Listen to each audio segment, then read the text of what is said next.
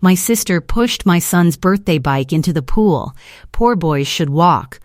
My brother laughed, then let him crawl. My son stood there watching the handlebars sink under the water. Then I smiled and said, "I made a special video for you." I hit play on my phone and she turned pale. The wrapping paper would not stay flat around the handlebars. That is where this story begins. Not with my sister, not with the money. With me on my kitchen floor at 5 in the morning, taping blue wrapping paper around a Schwinn bicycle with training wheels, trying to get the corners to hold before my son woke up. The tape kept catching the chrome and peeling back, and I kept pressing it down with my thumb, slowly, carefully, the way you handle something you spent 4 months earning the right to give. The bike cost $318. 4 months of saving. $30 here, $50 there, skipping the oil change on my car twice, eating leftovers for lunch every day from November through February, telling myself the vending machine coffee at work tasted fine, so I did not have to spend $4 at the drive-thru.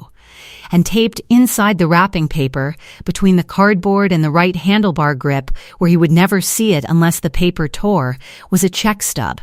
$200. Memo line, in handwriting so shaky the letters barely held their shape, birthday bike fund. My father wrote that check. Clayton Rowe. 68 years old. Post-stroke. He cannot dress himself without Gwen guiding his left arm through the sleeve. He cannot hold a glass of water without both hands. He cannot walk to the mailbox without his caregiver beside him, one palm on his lower back, counting his steps out loud so his brain does not forget the rhythm. But he found a way to get $200 to his grandson for a bicycle. He did it through Gwen, through a check written at his kitchen table, with a pen he had to grip with his whole fist, pressing so hard the letters dented the page beneath. When Gwen handed me that check stub 5 weeks before the party, she said, "He asked me to make sure you knew it was from him, not from the account. From the coffee can in his bedroom. The coffee can. My father's private savings. Bills folded in quarters, tucked between a rubber band and a prayer card from my mother's funeral. The can sat on the shelf next to his pill organizer and a framed photo of my mother holding me at the county fair when I was 4. He gave $200 of it to a bike for a boy he had not been able to visit in 4 months because his older daughter would not drive him. His older daughter is Raelynn. And Raelynn pushed that bike into the swimming pool. The party was small. 8 kids from Mason's first grade class, 4 parents who had said yes to a paper invitation Mason wrote himself in crayon because I could not afford the printed kind. A folding table in my backyard with a sheet cake from the grocery store. Paper plates with trucks on them that Mason picked himself at the dollar store, holding each package up to me like he was presenting evidence. These ones. Mom, the blue trucks. Streamers taped between the fence posts, a cooler with juice boxes and cans of soda. Mason had never had a real birthday party. Not like this, not with classmates in our yard, not with games and plates and a tablecloth. His father left when Mason was 3, and the birthday parties after that were me and Mason at a pizza place with a coupon. Or once at the park with Gwen and a box of cupcakes and a candle stuck in the frosting at an angle because the wind would not stop. When I married Jude 2 years ago, things got steadier. Jude is a high school counselor. He is quiet, patient, the kind of man who builds a swing set on a Saturday and does not post about it. He was inside during the party, setting up the piñata in the carport, because he knew the kids would want it after cake. This was the first time Mason had school friends standing in our grass, chasing each other around the oak tree, lining up for cake. He had been talking about it for 6 weeks. He had counted the RSVPs. He knew exactly how many people were coming, and he said their names in order at breakfast every morning like a roll call. Raelynn showed up 40 minutes late. She pulled into my driveway in a white Lexus with Barrett in the passenger seat and did not bring a gift. Not a card, not a bag, not a dollar store toy with a bow on it. She walked through my side gate in heels that sank into the grass and stood at the edge of my yard and looked at the folding table, the dollar store streamers, the sheet cake with the grocery store frosting that had already started to sweat in the afternoon heat. She scanned the yard the way a building inspector scans a failed permit. Barrett grabbed a can of soda from the cooler without asking and sat in a patio chair and pulled out his phone. Mason was opening presents at the table. A chapter book from Lissa's son Theo, a set of markers from another kid, a water gun still in the packaging. Small gifts from families who understood what small gifts meant because they were giving what they could, and it was enough. Then Mason saw the bike. The blue Schwinn was leaning against the fence by the garden hose, a white ribbon around the seat post, training wheels gleaming. Mason looked at me. He looked at the bike. He got up from the table and walked over and touched the bell with one finger. He did not ring it. He just touched it, like he was making sure it was real, like he needed his fingertip to confirm what his eyes were telling him. Raelynn watched him from across the yard. She had a drink in her hand that she had poured from a flask in her purse into a red plastic cup, and she sipped it while she watched my 7-year-old touch a bicycle bell. Then she set the cup down on the arm of the patio chair next to Barrett and walked across the grass toward the bike. She stopped 3 feet from Mason. She looked at the bike. She looked at me. And she said it loud enough for every parent in the yard to hear. "You saved for 4 months for a bicycle, Jolene. 4 months. I spent that much on a dinner reservation. And you wrapped it in dollar store paper like it was something to be proud of. Jude makes $41,000 a year telling teenagers to journal their feelings, and between the two of you, this is the best you could do for your son's birthday. A used pool, a grocery store cake, and a bike with training wheels that he is going to outgrow in 6 months." She looked at Mason. "Your ex-husband saw this coming. That is why he left." Nobody spoke. Lissa's hand tightened around her cup. The dad near the fence shifted his weight. Then Raelynn picked the bike up by the seat and the handlebar. She did not hesitate. She lifted it, walked 2 steps to the shallow end of the pool, and pushed it into the water. It did not fall in fast. The training wheels caught the pool coping for half a second, then the front wheel dipped, then the frame tilted sideways and slid in with a sound like a deep breath. The splash was not dramatic. It was quiet, almost gentle. The handlebars went under last, the chrome catching the sun for 1 second before the water closed over it. Mason stood at the edge of the pool and watched the bike disappear. He did not move. He did not speak. He watched the handlebars sink, and he watched the bubbles come up from the frame, and he watched the blue wrapping paper float to the surface and drift toward the skimmer. And his hands closed into fists at his sides and then opened again, like he was trying to decide what to do with fingers that had just been told they did not deserve what they touched. Nobody in the yard moved. Lissa's cup stopped halfway to her mouth. The dad near the fence put his hand on his daughter's shoulder. One of the kids said, "Why did she do that?" And no one answered. "Poor boys should walk," Raelynn said. She said it to the yard. She said it loud enough for every parent, every child, every person in that backyard to hear. She was looking at me when she said it. Barrett laughed from the patio chair. He had not stood up. He had not helped. He had not moved since he sat down. He just laughed, the lazy kind, the kind that comes from a man who has never paid for anything, and said then let him crawl. If you have ever watched your child stand in front of something broken and try to understand why someone broke it, stay with me. Subscribe to Family Secret Tales. This story is not about a bicycle. I looked at my son.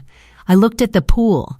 I looked at my sister standing there with her flask drink and her heels sinking into the mud by the pool coping. And I smiled, not because I was not angry, because I had been carrying something for 3 weeks and my sister had just decided the moment it would come out. "I made a special video for you, Raelynn," I said. "For the whole family, actually, but especially for you. I pulled my phone from my back pocket and hit play. Before I tell you what was on that video, you need to understand what Raelynn did not know I already knew, and you need to understand why I had already done what I had done. My name is Jolene. I am 33 years old. I am a forensic accountant at a mid-sized firm called Kessler & Pratt, where I have worked for 8 years. My job is to follow money that has been moved from places it was not supposed to leave. I read bank statements the way other people read novels. I see patterns in withdrawals the way mechanics hear engine knocks. When a number does not belong, I find it, and I follow it until it tells me who put it there. To understand why that matters, you need to know what my family looked like before the party. My mother, Maeve, died of cancer in January of 2023. She was 54. She was the spine of the family. She was the one who kept Raelynn honest, who looked at Barrett across the Thanksgiving table and said, "Barrett, where is the rent money Raelynn lent you in April?" She was the one who made sure my father's accounts were in order, who called every Sunday and asked questions that were not questions at all, but quiet audits of how her children were living. When she died, the spine dissolved, and the people who had been held in place by that spine started moving in directions they never would have moved while she was watching. My father had his stroke in March of 2022, 11 months before my mother died. He was in rehabilitation for 3 months. When he came home, my mother cared for him. When my mother got sick, Gwen came. Gwen was a former school nurse, 61, quiet, deliberate, the kind of woman who washed her hands before she touched my father's pills and said good morning. Clayton every day like it was the first line of a prayer. When my mother died, Gwen stayed. She stayed because my father needed her, and because she had come to love him in the way that caregivers love the people they keep alive, which is maybe the most honest kind of love there is. Raelynn stepped in with a power of attorney and told the family she would manage things. She said it at the kitchen table the day after my mother's funeral, with the guest book still open on the sideboard. She said it like she was accepting an award. Raelynn has always been the one who managed things. She managed the family narrative the way she managed her real estate listings, with confidence, speed, and a flexible relationship with the truth. She was 4 years older than me, and she had spent every one of those 4 years reminding me of the gap. When I graduated from community college, Raelynn said, "That is sweet." When I got my first job at the accounting firm, Raelynn asked how much it paid. When I told her, she laughed and said, "I made more than that on one commission last month." She did not say it to be cruel. She said it because in her mind, it was a fact, and facts about money were the only facts that mattered. When my husband left, Raelynn told the family at a Sunday dinner she picked a bad man. That is her problem. My father was there, sitting at the head of the table with his left hand shaking against the placemat. Gwen was in the kitchen, close enough to hear. Barrett nodded along with a roll in his mouth. Nobody corrected her. Nobody looked at me. Nobody asked if Mason, who was 3 and had just stopped asking where Daddy went because he had run out of new ways to phrase the question, needed anything. That was the smaller betrayal, not the money, not the theft. The moment my family decided that what happened to me was my fault, and that being the one who struggled was the same as being the one who deserved to. The only person who helped was my father. He started sending me $300 a month from his pension. Cash in a white envelope mailed to my apartment with no return address. Just $300 bills folded around a blank index card. No note. He did not need to explain it. The money said what the family dinner did not.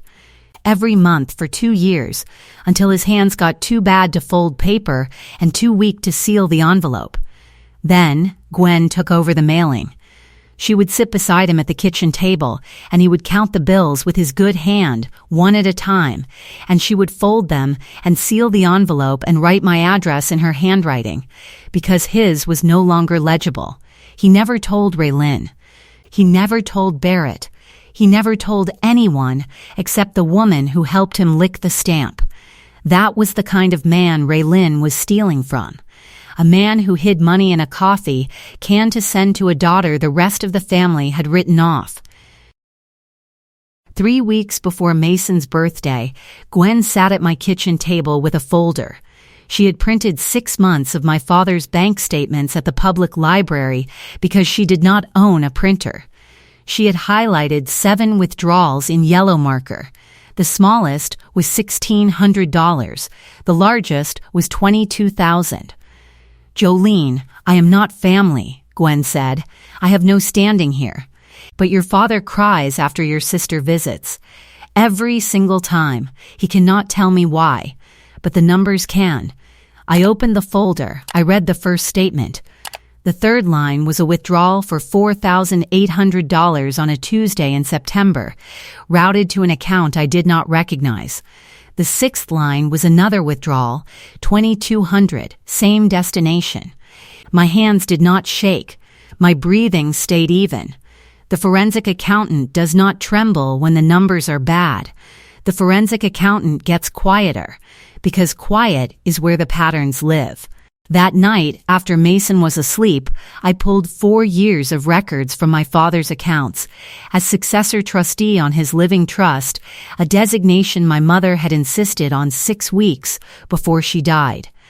Sitting in a hospital bed with an oxygen line in her nose, signing the document with a hand that was stronger than it had any right to be, I had full legal access to every account. What I found was not complicated. It was thorough. It was the kind of fraud that does not need to be clever, because it only needs one thing to work: a victim who cannot check. 83 unauthorized withdrawals. $214,000, 4 years. The money went to 3 places: $31,000 to Barrett, 47 ATM withdrawals, all made with a debit card linked to my father's checking account, all at the Chase branch on Ridgewood Avenue, all between 8 and 9 in the morning, all on days after Raelynn had visited the evening before. Barrett was the hand. Raelynn was the brain. $56,000 to Raelynn directly, wire transfers to her real estate investment account, down payments on rental properties she was flipping under her own license, none disclosed to my father, none reported to any fiduciary, and $127,000 wired in October of 2022 to the LC formation account of Vine and Barrel, a farm-to-table restaurant in Midland owned by Vincent Callahan, Raelynn's husband. Vince thought that money was Raelynn's real estate commissions. He told me later he never asked for the paperwork. He was building a menu. He was hiring line cooks. He was not reading wire confirmations, but every plate that left that kitchen, every 5-star review. Every Saturday brunch reservation was built on money taken from a man who ate canned soup for dinner 3 nights a week and wore the same 4 shirts because no one took him shopping. I almost closed the spreadsheet after the restaurant wire. $127,000 is a number that makes you want to believe you read it wrong. But my hands stayed on the keyboard because the forensic accountant does not close the file when the numbers are still climbing. And the numbers kept going. Each line a date, each date a destination, each destination an amount my father never authorized and never saw. Then I found the video. Gwen had installed a security camera in my father's living room 6 months earlier, tucked on the bookshelf behind the framed photo of my mother at the county fair. A $39 camera from Walmart with a motion sensor. She installed it because she was worried about falls when she was in the kitchen. She said, "If he falls and I am not in the room, the camera will show me what happened so I can tell the doctors." That was Gwen. Every decision pointed at keeping my father safe. She did not know the camera would catch something worse than a fall. March 11th, 2:14 in the afternoon. My father was asleep in his recliner, head tilted, mouth open, left hand curled in his lap. Raelynn was on the couch 4 feet away, phone on speaker, talking to Barrett. Dad will never notice. His brain is half gone. By the time anyone checks, there will not be anything left to find. Barrett, through the speaker, just make sure the card stays active. I need it for the gym membership too. Raelynn, Barrett, I am handling it. Jolene counts other people's receipts for a living. She is not going to count Dad's. I watched that clip 11 times. I sat in my home office with the door closed and my hands flat on my desk, and I watched my sister talk about my father like he was a depleted bank account with a heartbeat. I almost closed the laptop after the 5th viewing. But the numbers were already speaking, and in my profession, you do not close the file when the numbers are still talking. You keep the file open until every dollar has a destination and every lie has a timestamp. I called Carver, my attorney, the next morning. He is 49 years old, used to work elder law at the county DA's office before he went into private practice. And he is the kind of man who does not say, "I am sorry to hear that," when you tell him what happened. He says, "What do you have?" I told him what I had. He listened for 4 minutes, asked 3 questions, and said, "File the complaint before the party. Do not wait. And Jolene, bring me the spreadsheet." Not a summary. The spreadsheet. On March 18th, I filed the elder abuse complaint with Adult Protective Services. 83 withdrawals. $214,000. 4 years of documentation. The forensic spreadsheet was 14 pages long, formatted the same way I format them for corporate clients at the firm: date, amount, source account, destination, running balance, variance from expected, and a notes column where I flagged the withdrawals that happened on the same day Raelynn signed a real estate commission receipt, which was her way of making the money look like normal income moving through normal channels. It was not normal. It was her father's savings account being emptied into her purse one Tuesday at a time. Prosecution ready, Carver called it.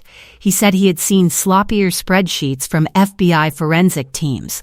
On March 20th, Carver filed the POA challenge and the civil restitution suit. $214,000 plus attorney fees, plus 3 years of credit monitoring for my father's compromised accounts. He also sent a preservation letter to the Chase branch on Ridgewood, ordering them to hold all ATM camera footage involving the debit card. Barrett's face, 47 mornings in a row, pulling cash from a machine linked to a stroke patient's checking account. Raelynn had no idea. She walked into my backyard 5 days later, thinking the worst part of her Saturday would be the grass stains on her shoes. If you are still with me, hit that like button for Family Secret Tales. Because what happened next at that birthday party is the reason I am telling you this story. The video played on my phone. I held it up so Raelynn could see the screen. But the volume was loud enough that every person in my backyard heard Raelynn's own voice come through the speaker. Dad will never notice. His brain is half gone. The sound hit the yard like glass breaking on tile. Lisa set down her paper plate. 2 parents near the cooler stopped mid-conversation and turned toward the sound. A child tugged on his mother's sleeve and asked, "Whose voice is that?" And the mother did not answer. She was staring at the phone. Raelynn's face did 3 things in sequence. Confusion first, like she was hearing a voice she recognized but could not place. The way you hear your own name called in a crowd. Then, recognition. Her lips parted, and her chin dropped half an inch, and her eyes locked onto the screen. Then the color left her face. It did not drain slowly. It vanished, like someone had pulled a plug behind her skin. She went pale the way paper goes pale when you hold it up to a window, and what was underneath was not composure or anger or even shame. It was fear. Real fear. The kind that starts behind the sternum and pushes outward until it reaches the fingertips. "Turn that off," she said. Barrett stood up from the patio chair for the first time in an hour. "That is Dad's living room," Raelynn said. Her voice was climbing. "You do not have permission to record in his house." "Gwen's camera," I said. "Installed 8 months ago. For falls." "Turn it off, Jolene." I did not turn it off. The video kept playing, Barrett's voice through the speaker. Just make sure the card stays active. I need it for the gym membership, too. I walked across the yard to Vince. He was standing near the grill holding a spatula, and the look on his face was the look of a man watching his foundation crack in real time. Watch the rest, I said. I handed him the phone. Vince took it. Raelynn's voice from the speaker. Jolene counts other people's receipts for a living. She is not going to count Dad's. Vince's hand with the spatula lowered to his side. He forgot he was holding it. Raelynn moved toward him. That is taken out of context, Vince. She is twisting this. $214,000, I said. I was not shouting. I was not shaking. I was standing in my own backyard, 6 feet from the woman who had just pushed my son's birthday present into a swimming pool, and I was reading the audit of my family the way I read audits at work, line by line, with nothing personal in my voice except the precision. 83 withdrawals from Dad's accounts over 4 years, 31,000 to Barrett.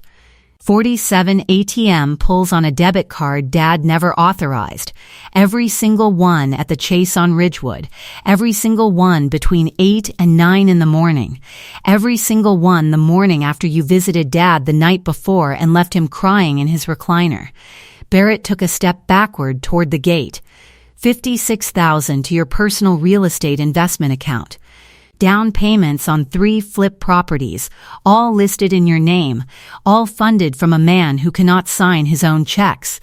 That money was for Dad's care. Raelynn's voice had changed. It was faster, higher, thinner. The real estate agent voice was gone. What was left was the voice of someone doing arithmetic in her head and arriving at a number she did not want.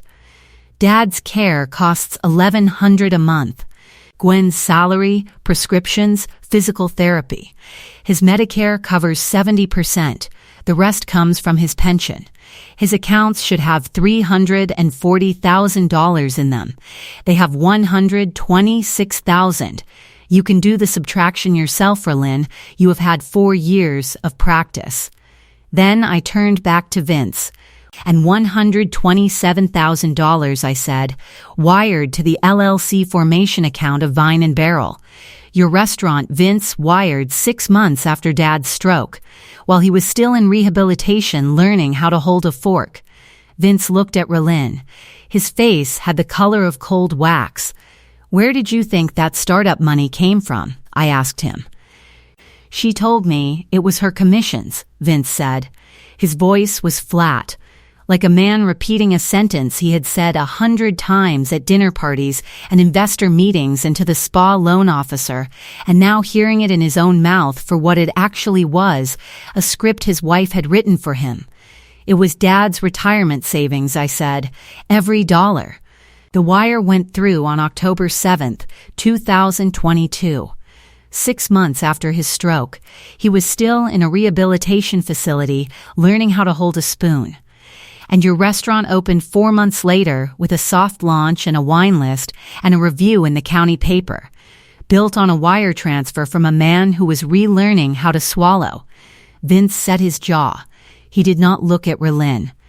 He looked at the grill, at the coals, at the metal grate, with its neat parallel lines, like he was searching for something in his immediate vision that still made sense. Lissa put her hand over her mouth. The dad near the fence picked up his daughter and turned away from the pool. One mother, a woman named Dana, whose daughter was in Mason's class, closed her eyes and kept them closed for 5 full seconds. Nobody was looking at the cake. Nobody was looking at the streamers. The children had stopped playing. 2 of them were standing by the oak tree, watching the adults with the specific stillness of children who know something is wrong but do not yet have the vocabulary to name it. Raelynn's voice changed. It went higher, thinner, faster. That money was always going to be paid back. It was an investment. Dad would have wanted us to use it. He cannot approve a grocery list. He has not been able to sign his own name since August. Her jaw tightened and her posture shifted from defense to attack. I will sue you for defamation. You are playing a private recording in front of strangers. The app's complaint was filed last Tuesday. Every withdrawal is documented. Every wire has a timestamp. Defame yourself. Raelynn glanced at Vince. Vince did not look back. She turned to me and her voice cracked at the edges. Dad would not want this. You know that. He would not want you destroying the family over money. Dad's last $200 are at the bottom of that pool right now. I pointed to the water. The handlebars were still visible near the bottom, the chrome catching the afternoon light through 3 feet of chlorine. He wrote a check from his coffee can so his grandson could have a bicycle. He could barely hold the pen. And you pushed it into the water and called his grandson poor. The guilt had not worked, so Raelynn went to the last place she had left. You have always resented me, since we were kids. This is not about Dad. This is about you wanting what I have. You said I count other people's receipts for a living. You said Jude tells teenagers to journal their feelings. You said my ex saw this coming. You said poor boys should walk. You pushed a $200 bike into a swimming pool while sitting on $214,000 of Dad's stolen savings. I looked at her. That is not resentment, Raelynn. That is arithmetic. And the app's investigator, the civil court, and your broker in charge are all going to do the same math I did. I watched Raelynn's body do what I have seen bodies do in deposition rooms and conference halls when the floor disappears. Her shoulders dropped first, not dramatically, just 2 inches, like a cable behind her chest snapped. Then her hands. She had been holding the red plastic cup, and her fingers opened, and the cup hit the pool deck and rolled toward the water, and she did not pick it up. Her breathing changed. It got shallow and fast, the kind where you can see the collarbone pumping, where the lungs are working but the air is not reaching anything useful. And her eyes went to the pool, to the water, to the spot where the handlebars sat at the bottom, the chrome distorted by the surface, and she stared at the bike she had pushed in like she was only now seeing what she had done. Then I gave her back her own words. You said poor boys should walk. You told my son to crawl. But that bike at the bottom of the pool was bought with 4 months of my paychecks and the last $200 a stroke patient hid in a coffee can for his grandson. That is not poverty, Raelynn. That is what it looks like when people give what they actually earned. Then, the killing line. $214,000 from Dad's accounts. You called my son poor. The bike had Dad's last $200 in it. Raelynn said nothing. I am done, I said. I said it clearly, to the yard, so Barrett heard it too. No more calls, no more visits, no more showing up at my son's birthday party to remind him where you think he falls. If you contact me or Mason, if you drive past this house, Carver files the restraining order before you reach the highway. The complaint is filed. The civil suit is filed. The POA challenge is filed. This is the last time I explain any of it to you. Vince set the spatula on the grill. He walked across the yard, past Raelynn, through the side gate, got into his truck, and pulled out of my driveway. He did not say goodbye. He did not look at his wife. Raelynn watched the truck until it turned left at the end of the block and disappeared. Barrett was already moving toward the gate, walking fast, head down, the way a man walks when he is trying to leave a building before the fire alarm finishes sounding. I stopped him with one sentence. You withdrew the cash, Barrett, 47 times.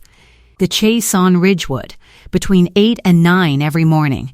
Your face is on the ATM camera and your name is in the spreadsheet. The app's complaint includes you by name. Barrett stopped. His hand was on the gate latch. He did not turn around. He stood there for 3 seconds with his fingers on the metal and then pushed the gate open and walked through it and got into the Lexus. He sat in the passenger seat for almost a minute before he realized Raelynn had driven. He got out and walked up the block. He did not come back for the car until the next morning. The parents gathered their children quietly. Lucia squeezed my arm on the way out and said nothing, because nothing was the right amount. Donna stopped at the gate and said, If you need anything, Jolene, call me. She looked back at Raelynn standing alone by the pool, and she shook her head once, slowly, and left. Nobody said goodbye to Raelynn. Not one person. I walked inside. Mason was sitting on the couch in the living room holding the bell from the handlebar. It had come loose when the bike hit the water, and he had reached into the shallow end and pulled it out while everyone was watching the video. He was turning it over in his hands, reading the little letters stamped into the chrome. "Mom," he said, "is the bike broken?" "No, baby, the chain needs oil. But the bike is fine." He rang the bell once, just to hear it, and the sound filled the room like something small that refused to disappear.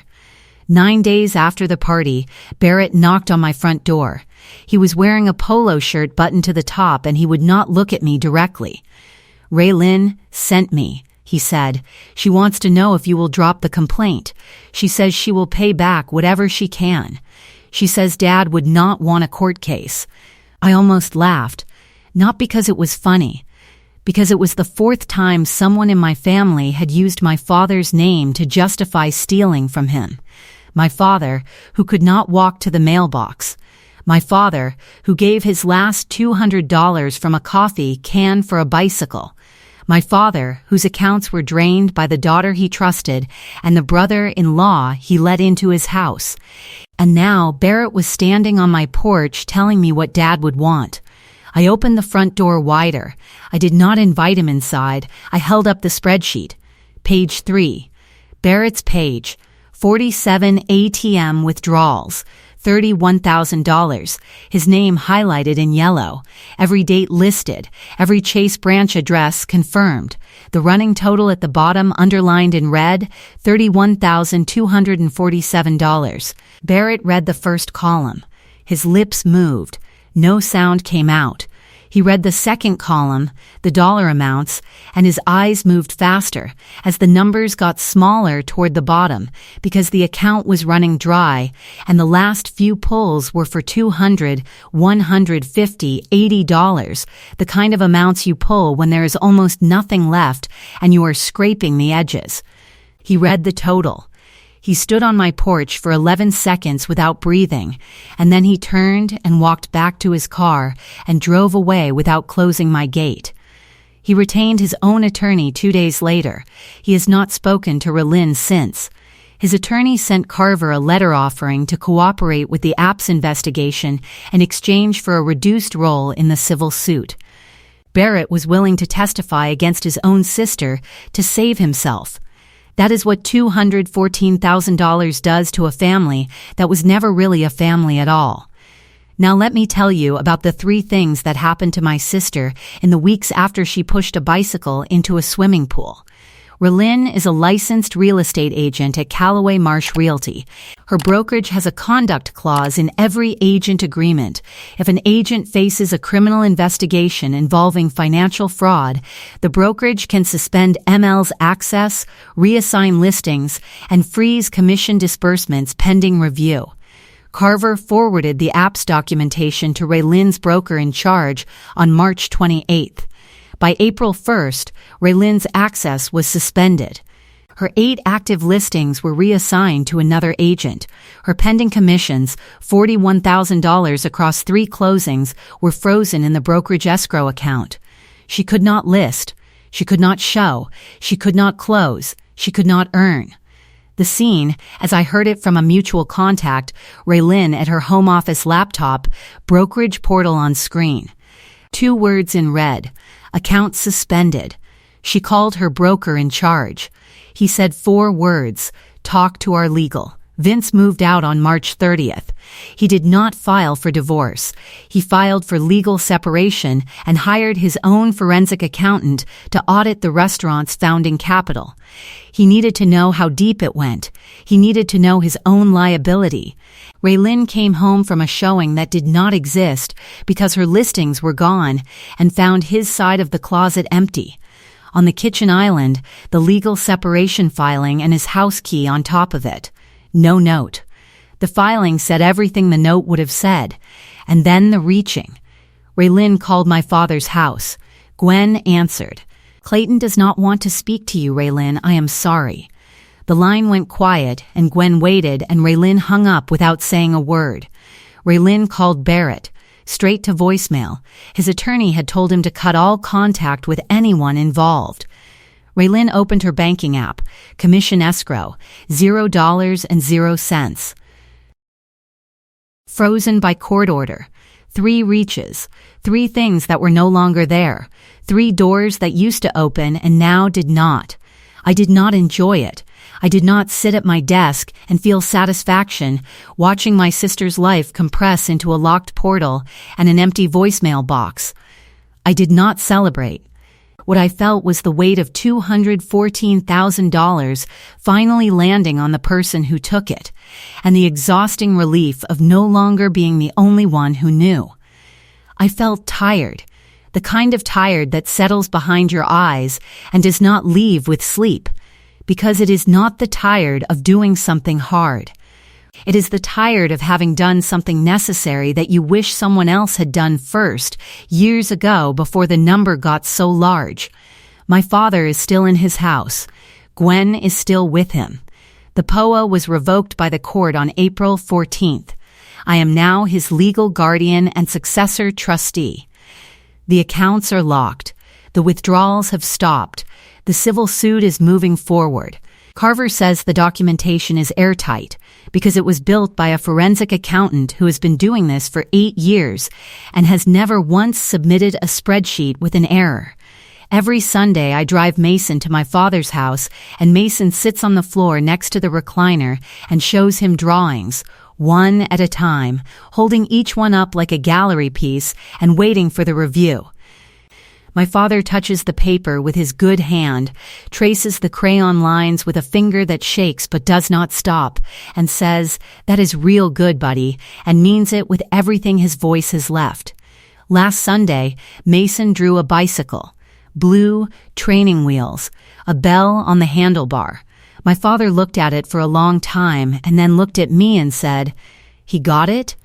And I said, "He got it, Dad," and my father nodded and put his hand on top of the drawing and kept it there. The coffee can is still on the shelf next to his pill organizer and the photo of my mother. Gwen put fresh bills inside because my father asked her to. He counted them himself, $12 and some change. He does not know what he is saving for. He just knows that saving is something he has always done, and that the people he saves for are the ones who never asked him to. The bike came out of the pool the evening of the party. Jude pulled it out while I was inside with Mason, drying his hair with a towel and telling him the bike was fine, the bike was going to be fine. Jude carried it to the garage, set it on the workbench, dried every spoke with a shop rag, replaced the chain the next morning, tightened the bell back onto the handlebar with a wrench that was slightly too large and a patience that was exactly the right size. The bike rides fine. The chrome has a faint green tint from the chlorine that will probably never fully come out. A watermark stain across the down tube that looks like a thumbprint if you hold it at the right angle. Mason does not notice. Mason does not care. Because he is 7 and the bike is his, and he rides it every afternoon in the driveway with his helmet tilted too far forward, and his feet barely reaching the pedals and the bell ringing every time he passes the mailbox. Once on the way out and once on the way back, like a signal that he is still there. The check stub is pinned to my refrigerator now. Clayton's handwriting barely legible, shaking across the memo line, "Birthday Bike Fund." Next to it, a photo Lissa took before everything happened.